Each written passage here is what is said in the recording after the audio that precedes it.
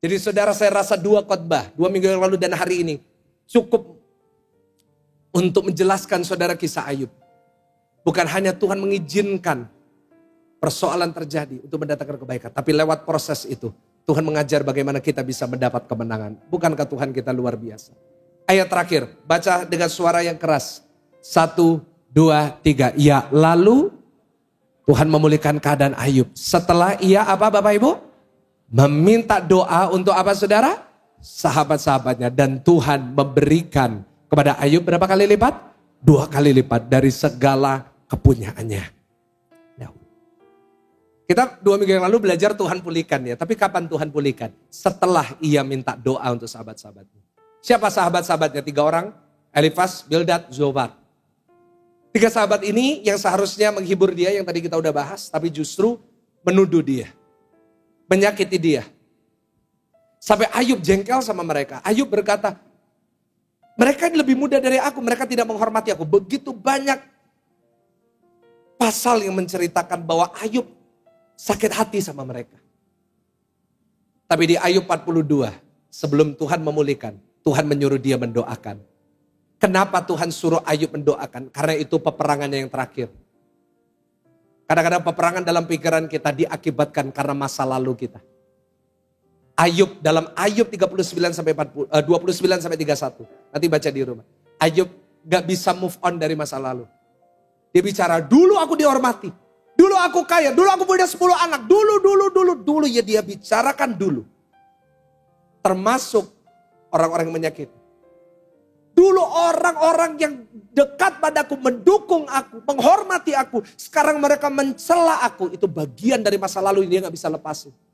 Karena itu dia terus membela dirinya. Karena dia tersakiti sama perkataan sahabat-sahabatnya. Tapi Tuhan minta dia untuk mendoakan. Dan ketika dia mau mendoakan, baru Tuhan pulihkan.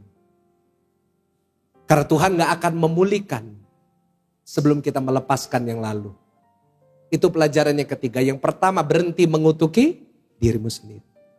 Kedua, jangan cepat-cepat menghakimi Tuhan. Yang ketiga, belajarlah melepaskan yang sudah lalu. Karena saat kita melepaskan yang lalu, itu adalah signal ke surga bahwa kita siap memasuki musim yang baru. Ketika Ayub melepaskan yang sudah kemarin, melepaskan kebenciannya terhadap sahabat-sahabatnya, sakit hatinya terhadap sahabatnya dan meminta doa. Baru di situ Tuhan melihat dia siap menerima 2 kali lipat.